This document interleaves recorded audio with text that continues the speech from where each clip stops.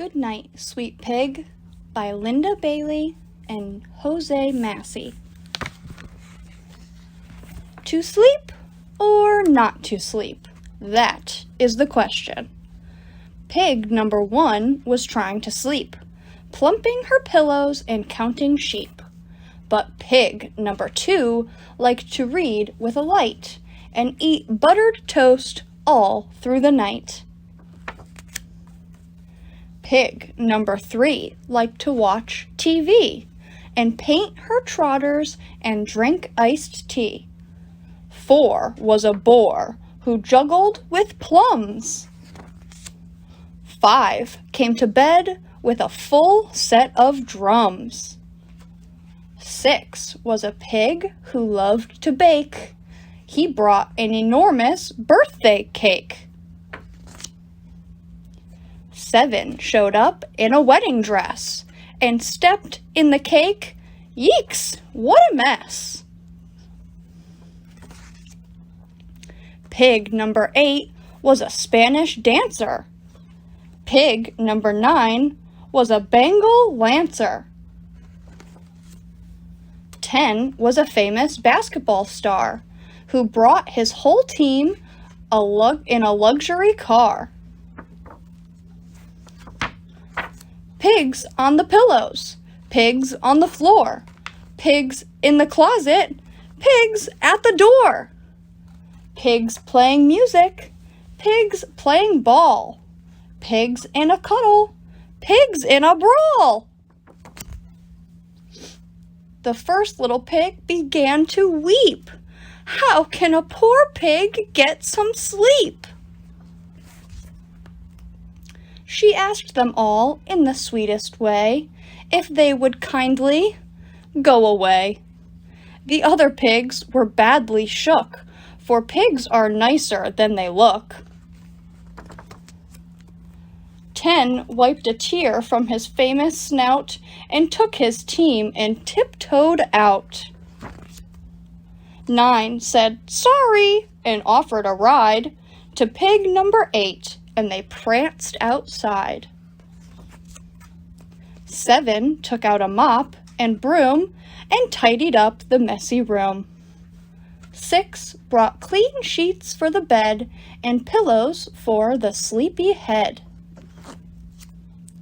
5 read a gentle bedtime book, short, but that was all that it took. 4 gave a tender kiss goodnight. 3 turned out the bedside light. And number 2 sang lullabies until the first pig closed her eyes. Good night, sweet pig.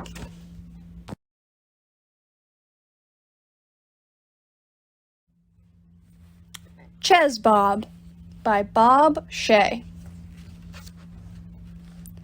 Bob worked very hard at being lazy. Being lazy is making me very hungry, said Bob to no one.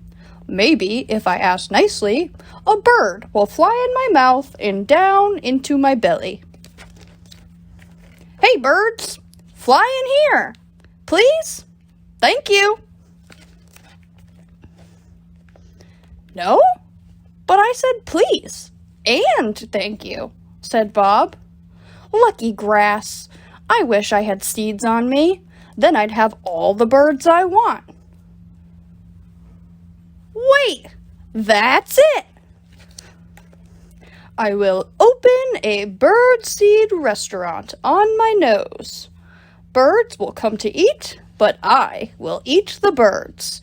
I will sell my super smart idea to other lazy alligators.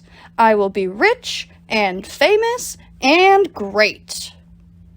I will have diamond teeth and a solid gold hat, and I will be full of yummy, yummy birds. Bob opened Chez the very next day. Welcome to Chez, which is a real restaurant and not a trick. Let's see, I will have the birdseed, said the bird, pointing his wing at the only thing on the menu.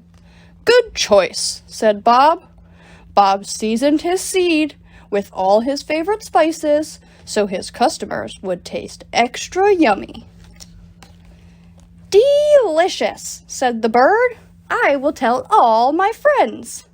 "Oh, then I will not eat you," said Bob. "What?" said the bird. "I said, 'So nice to meet you,'" said Bob. And he couldn't wait to meet the bird's tasty friends. Soon, Chez Bob was the talk of the trees.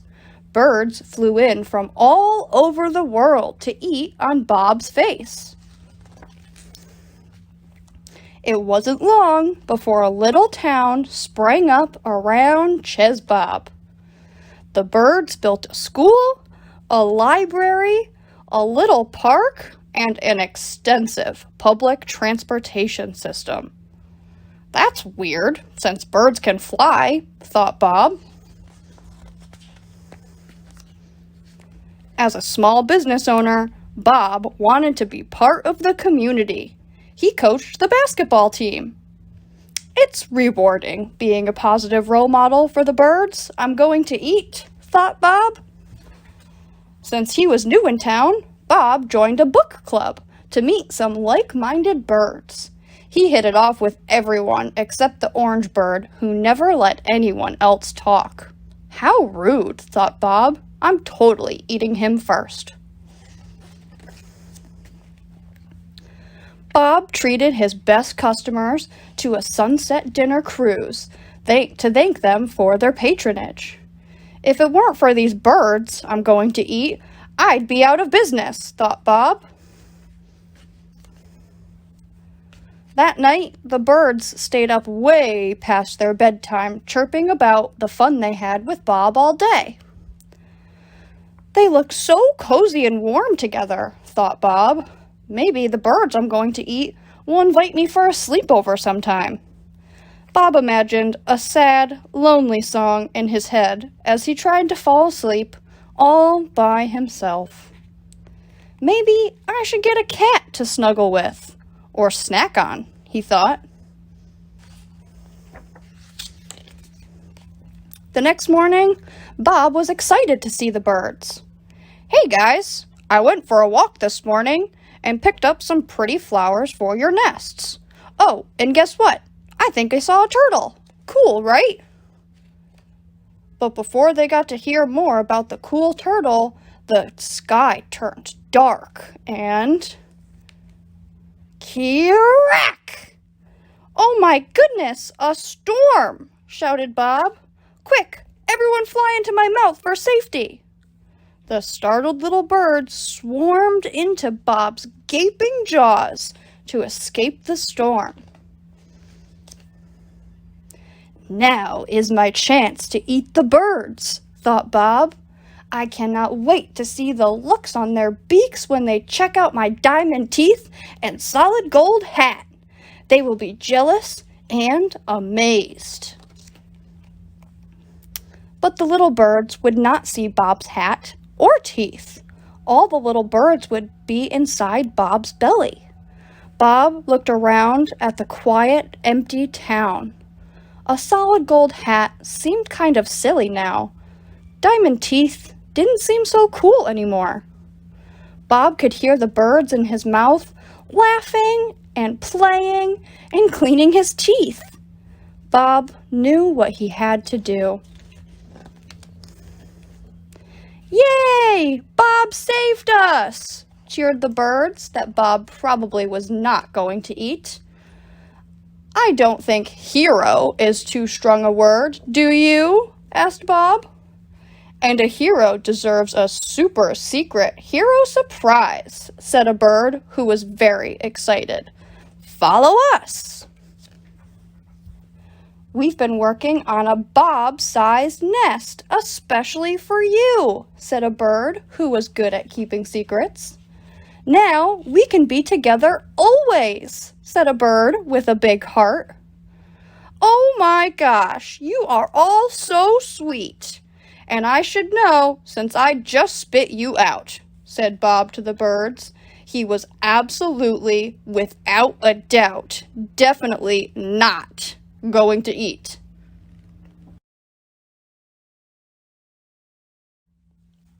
The Little Library by Margaret McNamara and G. Brian Karras. One breezy spring afternoon, Mr. Tiffin told his class, "Our new library is finally open. Time to meet our new librarian." "I'm excited," said Jeremy.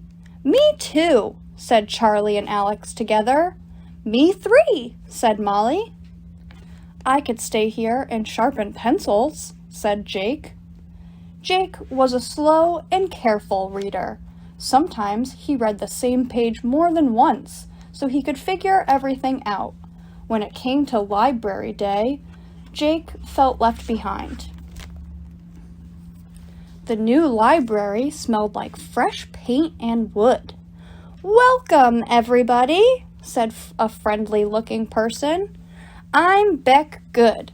Please call me Librarian Beck. I'm here to help you find books to love." "When you open a book, you open your mind," Eleanor announced. "When you open a book," said Jake.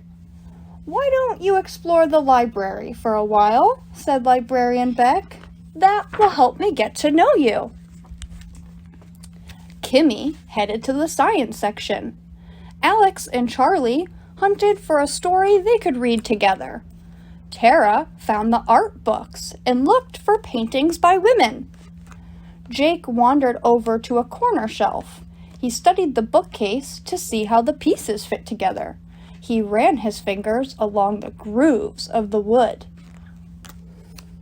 After a while, Librarian Beck came to talk to him. "See what you think of this," they said. Librarian Beck put a heavy book into Jake's hand. It was old and worn. "Woodworking for Young Hands," read Jake. He opened the book. The first pages were filled with drawings of tools. Jake already knew the names of some of them. "That one's an awl," he said. "My Gramps has a workshop." Jake handed the book back to them. "This has a lot of pictures," he said, "so it doesn't count as reading."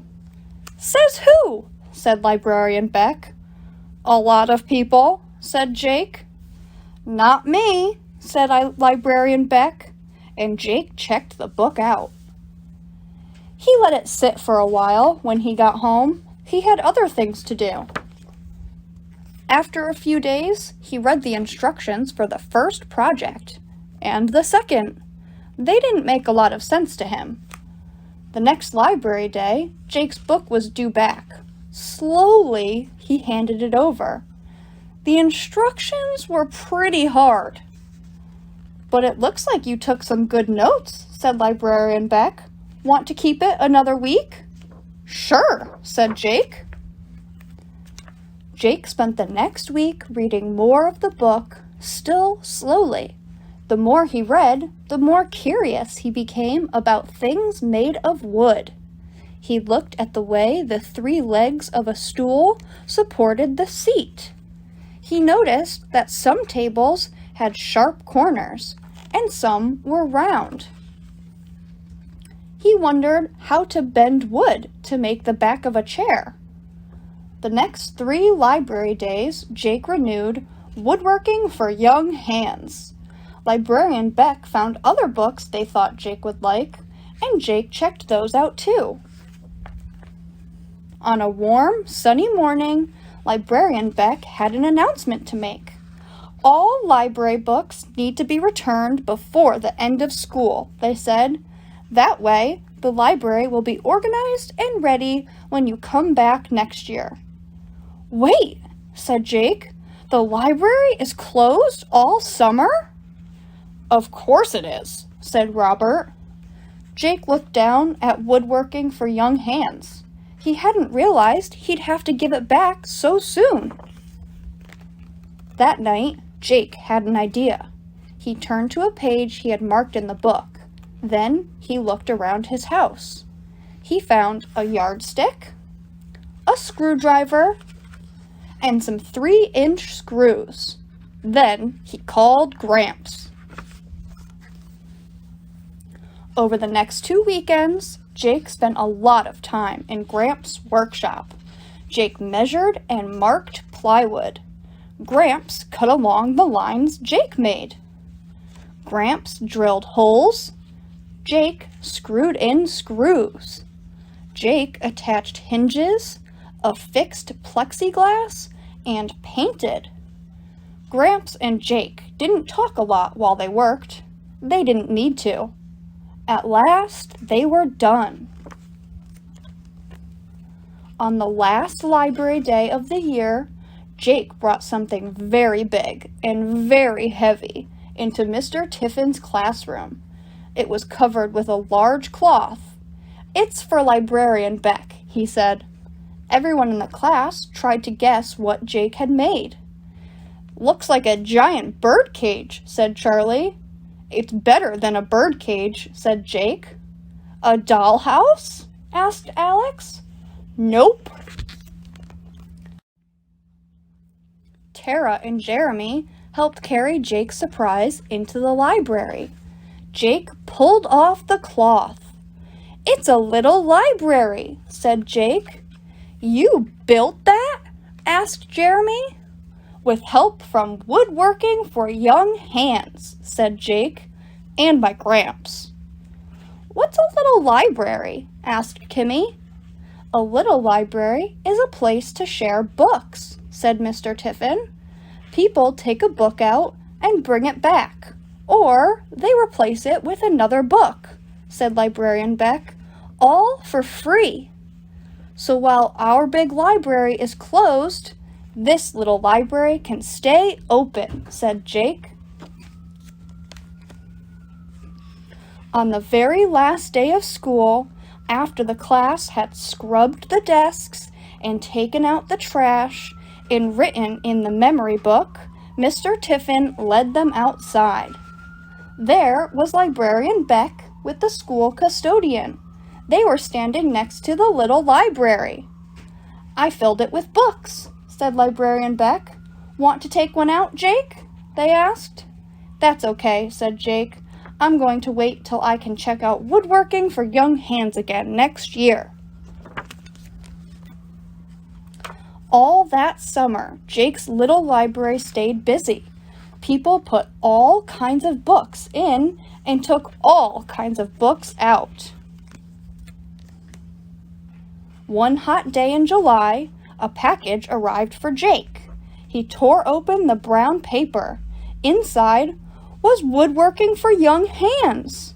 On the first page, he saw this. Then he saw a note. "Dear Jake, you loved this book more than anyone had loved it in a long time. Withdrawn means this book does not belong to the library anymore. It belongs to you. See you next year, and keep reading. Librarian Beck." Little Free Libraries by Jake. It turns out there are thousands of libraries like the one I made, all over the country and all over the world. They're called Little Free Libraries, and if you want to find out more about them, you can go to littlefreelibrary.org. You'll see a ton of information about starting a Little Free Library, from choosing a good spot to asking a grown-up to help keep the library going. You can order a kit from the Little Free Library website, or you can download plans to work from. Your free little library can even appear on an interactive map of the world.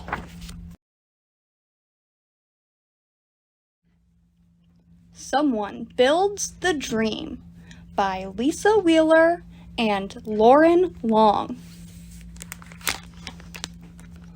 All across this great big world, jobs are getting done by many hands in many lands.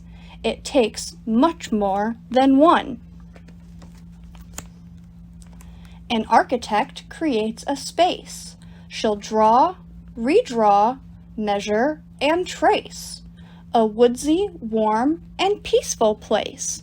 But someone works to guide the saws, plane the logs, lead the team. Someone needs to pound the nails. Someone has to build the dream. To engineer a bridge takes skill. Math and science fit the bill. And I-beams are ordered from the mill. But someone works to mine the ore, smelt the iron, pour the beam. Someone needs to weld the steel. Someone has to build the dream. An artist makes a stunning plan, a masterpiece from mind to hand, a fountain both unique and grand. But someone works to dig the trench, lay the drains, solder seams. Someone needs to plumb the pipes. Someone has to build the dream.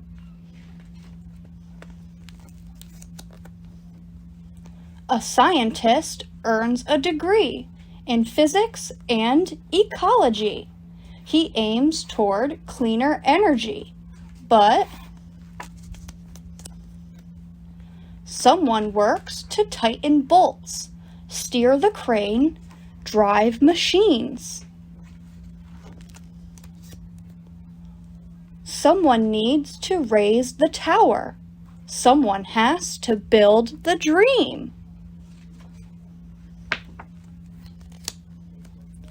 Park designers sketch with pride, amusements and amazing rides, and sights to keep you mystified. But someone works to run the wires, light the lights, make them gleam. Someone needs to bury cables. Someone has to build the dream.